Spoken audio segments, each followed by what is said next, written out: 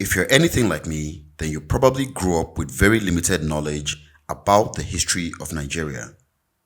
For most people, their knowledge of Nigerian history actually begins from October 1st, 1960, when Nigeria gained her independence from Britain. Well, in this series, I'll be doing a deep dive on pre-colonial Nigeria era, and I'll be introducing you to some characters and events that is sure to catch your interest. Today, I'll be reading excerpts from Mark Cilion's book, What Britain Did to Nigeria. It's an amazing history book that every young Nigerian should read, and I'll be giving my viewers a chance to win a copy, but you have to watch this episode to the very end. If you'd like to support the work I do, then simply subscribe, like, and share, and I'll see you in the next video.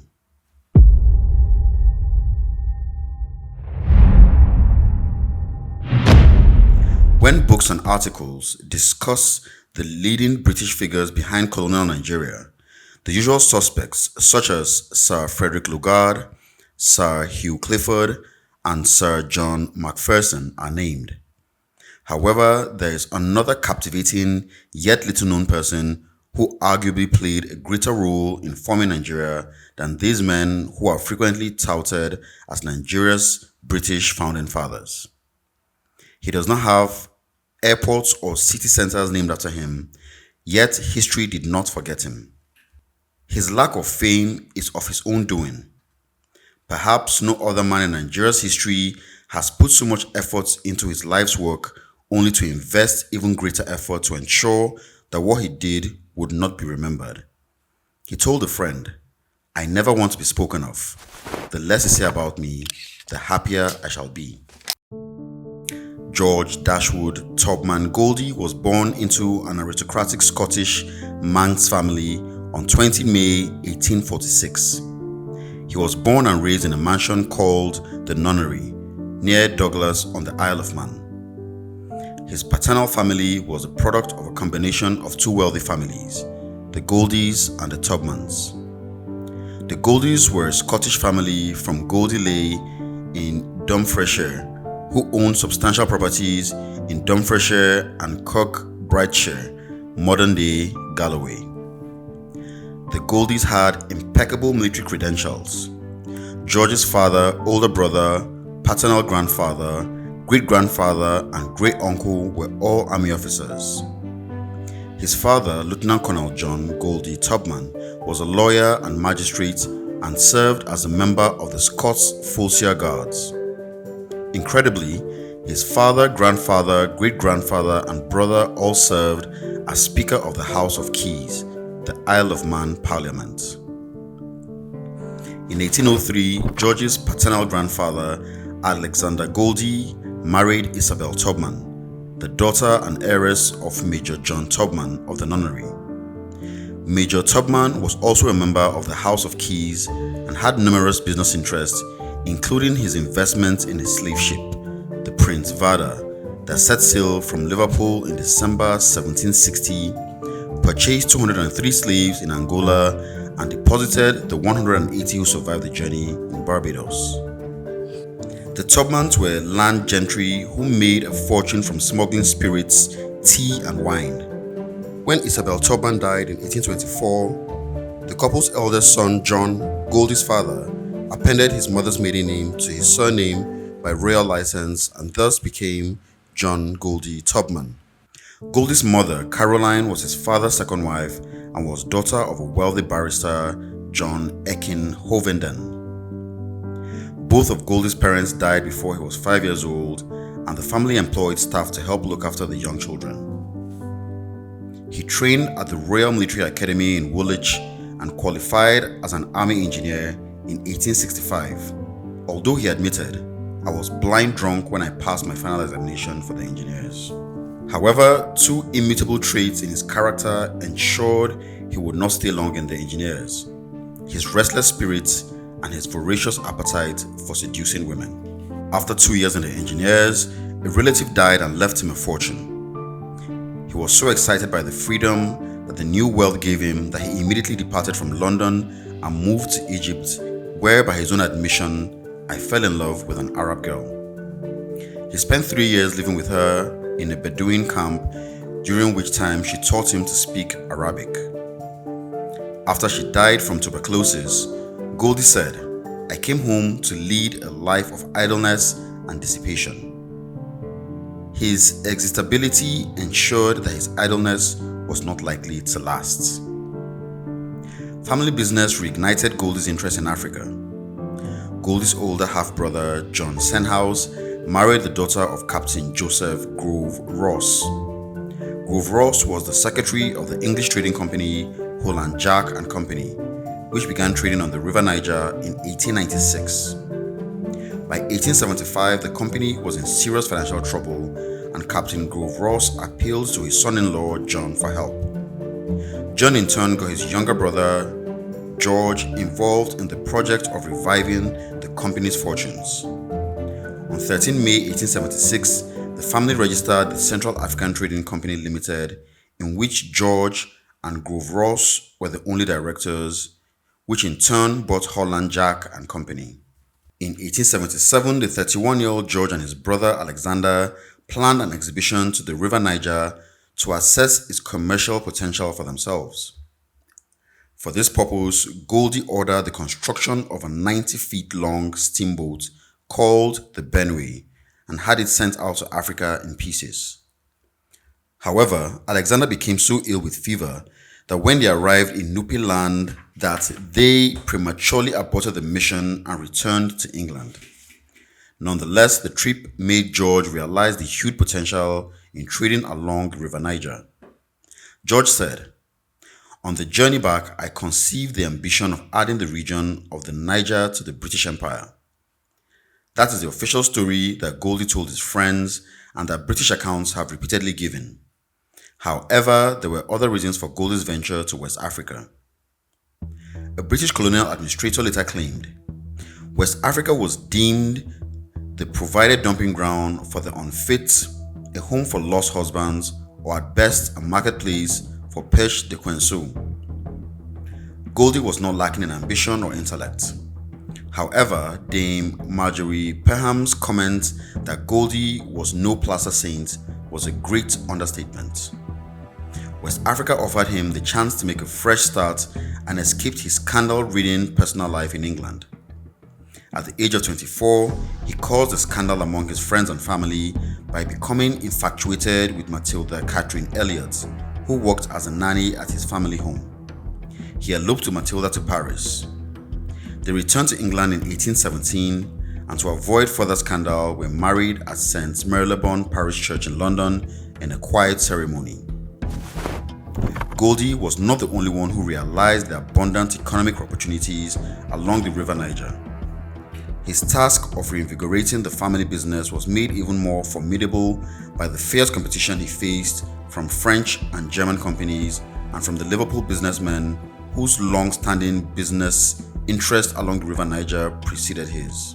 In modern times, some countries have pursued their economic interests overseas by first invading foreign countries, then sending their companies to trade in the occupied countries. Britain's practice in the 19th century was the inverse. British businesses usually entered foreign countries before their government did. A century before the United States and the USSR used Africa as a proxy battleground for their Cold War, European countries were using Africa as a proxy battleground for economic competition between themselves. Trading companies from different European companies competed fiercely with each other to secure trade on the River Niger. French trading ships had reached the upper banks of the river and were trying to establish trade links there.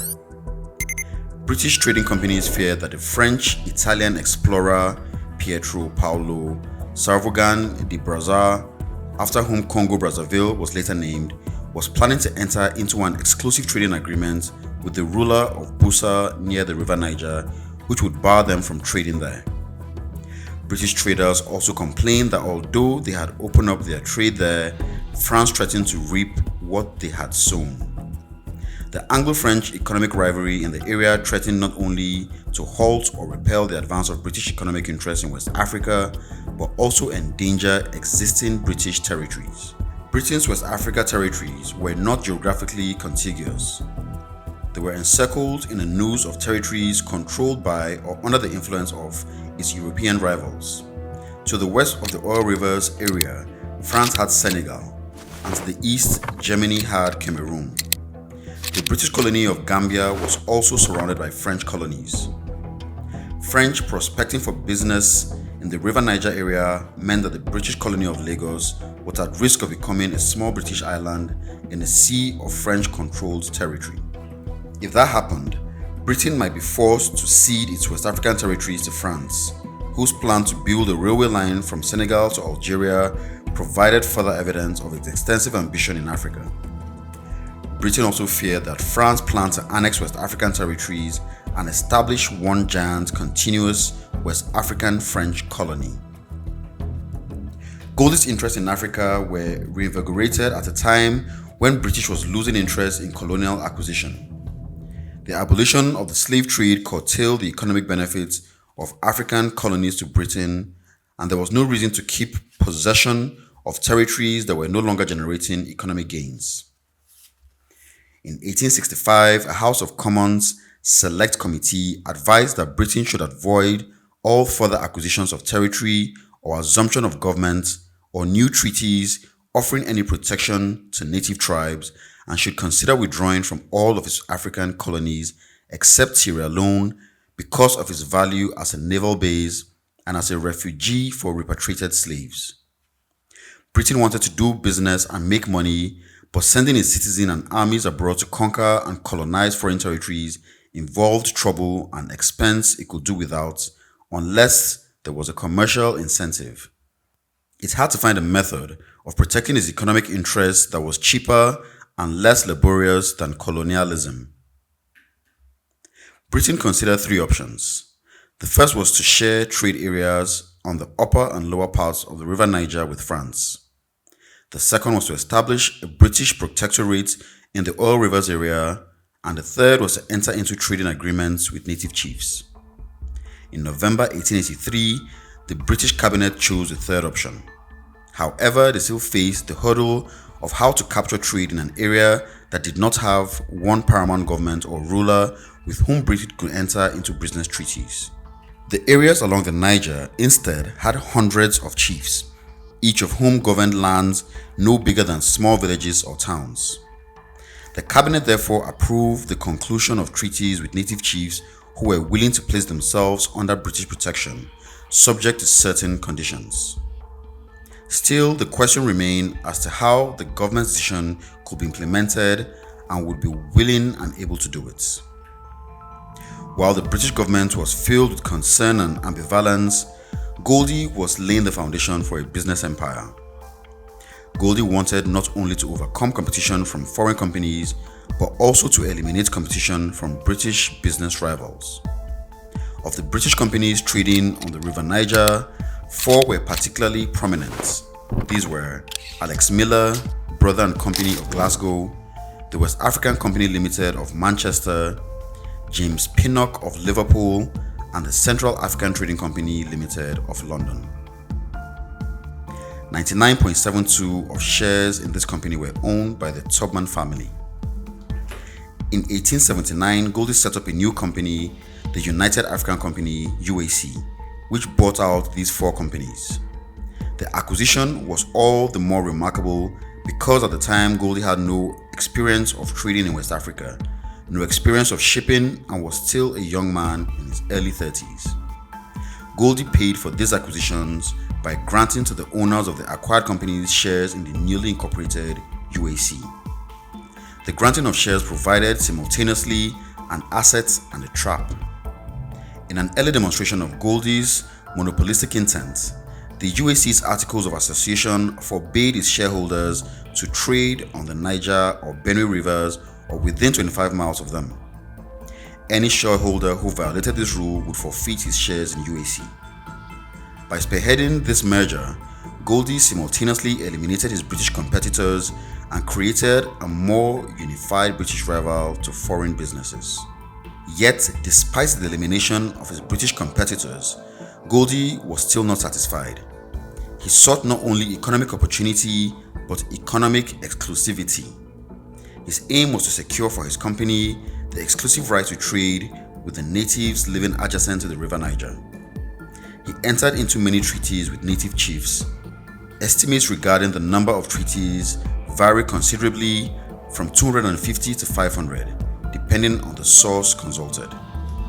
His determination to secure the trading rights for his company became almost obsessive. On one occasion, he told friends the story of a chief who was holding out and refusing to agree to a treaty with his company. When he met the leprosy-afflicted chief for dinner, the latter took a piece of meat from his own plate and with his leprous fingers raised it to Goldie's lips. Not wanting to risk losing the benefit of years of hard work by declining the chief's kind gesture, Goldie ate the meat. These treaties were interesting. Although modern-day European businesses ostensibly operate in a free market capitalist environment, their trade practices in Africa during the 1800s were quite different. They were fond of trying to secure trading monopolies for themselves by using exclusive treaties to bar their competitors from trading. The treaties that UAC entered into with native chiefs granted the company the exclusive right to trade with and extract produce from the territory under the chief's jurisdiction. The treaties also forbade the chiefs to trade with other companies.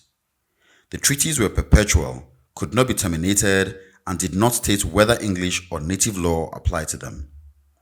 In return for granting these rights, the chiefs were placed under British protection, which usually meant that the British would side with them should an outside party attack their community. Many of the treaties were incredibly one-sided. In exchange for being granted extensive trading rights, European businesses paid the chiefs with guns, pieces of cloth, hats, and alcohol. Only the most important chiefs were paid an annual stipend, which varied in amount according to the importance of the chief and his kingdom. For example, the company's 1894 treaty with the Amir ul Mumin in Sokoto obliged the company to pay the Amir 3,000 bags of cowries, approximately £1,500 per year. Goldie also exploited British nervousness about France's aggressive economic entry into West Africa to nudge the British government into actions that would further his own business ambitions. He not only envisaged trading as a businessman, but he also wanted direct governing responsibility over the natives in the areas where he wanted to trade. Goldie claimed that most publicists and geographers know in short that all that is needed to convert the Niger Sudan into an African India is the strong hand of a European protector.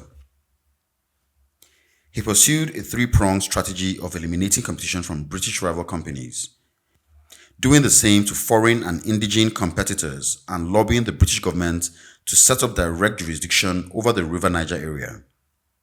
When the government did not respond to his letters and petitions with the haste he expected, he resorted to scaremongering and constantly exploited the British government's insecurity about losing the River Niger area to France. The British government had in the past used royal charters to authorize British companies to trade, negotiate treaties with foreign chiefs, levy taxes, establish their own armed forces to guard their premises, and fight against hostile elements in the areas where they operated. The granting of governing responsibilities to a private commercial company benefited both the British government and the company itself. It allowed the British government to simultaneously protect its economic interest in foreign territories and avoid the expense, resources, and risk involvement in direct governance. It could delegate the burdens and risk of governing responsibility to the company. The British government could also absolve itself of blame for the acts and mistakes of a company that it did not own. Conversely, if the company governed successfully, the government could claim the credit for having the foresight to select such a company for the granting of a royal charter. Goldie applied for a royal charter on behalf of UAC in 1881, but his application was rejected mainly because UAC was not large enough to be entrusted with such responsibilities. As British interest in colonial acquisition waned, the practice of granting royal charters became rare. Things were not looking good for UAC. Nonetheless, rejection did not deter Goldie from his ambition. A former UAC employer later said that Goldie was a very intelligent but most difficult person either to control or to divert from his intentions. Events on the other side of the world unexpectedly came to Goldie's aid. In November 1881, the Crown granted a royal charter to the British North Borneo Company to administer North Borneo in present-day Malaysia. Goldie carefully studied the parliamentary papers regarding the North Borneo Company's royal charter and obtained legal advice about it from eminent lawyers. He was determined to use the Borneo Charter as a template to press his own demands. In June 1882, for the third time in only 6 years, Goldie set up a new company called the National African Company, NAC. NAC bought out UAC, increased its share capital almost tenfold from £125,000 to £1 million, and invited share purchases from the public. In a covering letter dated 6 June 1882, which accompanied NAC's prospectus, the new company's agent general, David McIntosh, revealed his concern that unless NAC stepped in, other companies will have the honor and profit of opening trade in countries, the resources and requirements of which are unlimited and which are teeming with produce for which they have now no markets. However, NAC still faced competition from French companies. French businesses had over 30 trading stations along the River Niger area and claimed to export at least 50,000 kilograms of ivory a year from the River Benue area. Commandant Mattei, a French officer who was France's consul at the French African Equatorial Company, returned to the West African coast in June 1882 with authorization to establish factories wherever Goldie's company was operating. Goldie sent several letters to the British Foreign Secretary, Lord Granville, with complaints about the French presence. Competition between the French and British trading companies became so intense that Mattei challenged the NAC's agent general, David McIntosh, to a duel. In 1884, NAC sought to expel the French companies from the River Niger area by offering to buy them. As an incentive, NAC offered the French firms not only money, but also shares in NAC itself. Had they known what would occur over the next 20 years, the French companies would have refused the offer. However, they accepted, and NAC finally prevailed in its war with its French competitors when it bought the French African Equatorial Company and the Compagnie du Sénégal et de la Côte Occidentale de l'Afrique. With excellent timing, the NAC completed the final purchase deeds for the French companies on 14 November 1884. Just one day before the Berlin Conference began. Although Goldie attended, no African chiefs were invited to a conference whose purpose was to partition and share African lands among European countries. Although European nations rarely questioned their right to divide African lands between themselves as they saw fit, a British expatriate did later ask himself, as a matter of abstract morality, what justification is there for European powers to divide and apportion for themselves Africa without the assent of the native inhabitants? But this is a barren question of casuistry. Largely on the basis of the treaties that NAC had concluded with West African chiefs, the Berlin Conference recognized British claims to sovereignty from its coastal colony of Lagos in West Africa all the way to the Cameroons in the east, and from Niger Delta's coastline northwards to the River Niger's confluence with the River Benue.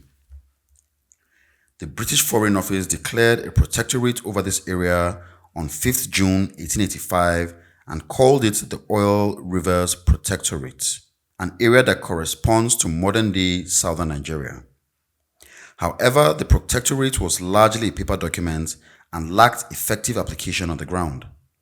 There was no direct British governance or uniform system of laws over the territories supposedly under British jurisdiction. Nonetheless, the treaties that Goldie entered into with native chiefs gave him leverage to present himself as the most significant representative of British commercial interests in West Africa, and he kept trying to convince the British government that he had to act quickly to grant his company a royal charter. To aid his cause, Goldie made astute appointments when he incorporated NAC. He invited the rich Welsh industrialist and former Homeland Secretary Lord Arbade to be the company's chairman, and Goldie became its vice chairman. Arbade was a prominent politician and also a friend of the Prime Minister, Ewart Gladstone and Lord Granville. Goldie was the company's heart and soul, while Arbery's presence ensured that the company had access to the highest levels of government. Arbery applied to the British government for a royal charter in February 1885. The government finally relented under Goldie's insistent pressure and granted the royal charter to the NAC on 10 July 1886. Incredibly, the charter did not contain a map or a description of the territories over which the company would have jurisdiction. Thus, we were guided by the areas to which the company presumed that its charter applied.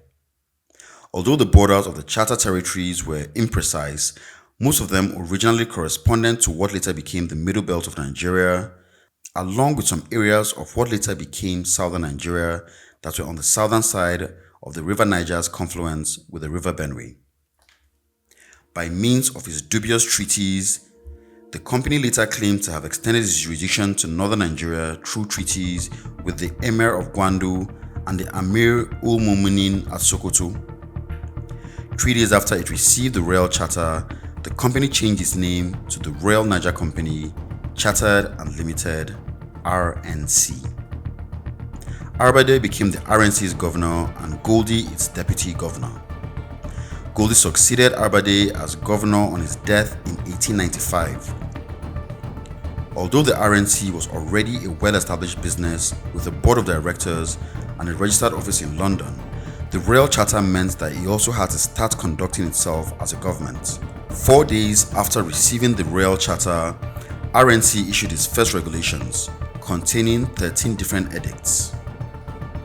As a sign of how it was to operate, the company did not bother to consult with or inform the Foreign Office before enacting these new laws. The RNC established a constabulary force of soldiers in August 1886 to protect its trade, employees and facilities, and also established a high court. Apart from Goldie and Arbery, the RNC made 3 other significant senior appointments to run its administration. David McIntosh as its Agent General, the Scotsman Sir James Marshall, a former Chief Justice of the Gold Coast, as its Senior Judicial Officer, and Major Vetch from the British Army as Commandant of the Royal Niger Constabulary. The Agent General was RNC's de facto Chief of Staff, the Senior Judicial Officer is Chief Justice, and the Constabulary Commandant is Chief of Army Staff. The RNC even operated its own post office and used its rubber stamp instead of postage stamps. Both the Constabulary and the court had their base in Asaba, which was also the location of the RNC's administrative headquarters. The Constabulary originally consisted of 400 to 500 men commanded by officers loaned by the British Army. The Constabulary's African soldiers were mainly Hausas, Yorubas, and Fantis recruited from the Gold Coast. Its soldiers were armed with Snider rifles and bayonets. They were required to enlist for 3 years and were paid a bonus if they renewed their enlistment for an additional 3 years. The Royal Charter was a game changer. It marked the moment when British declared its intent not just to anchor ships off the coast and trade from there, but to enter the inland areas and directly interfere in the lives of the native peoples.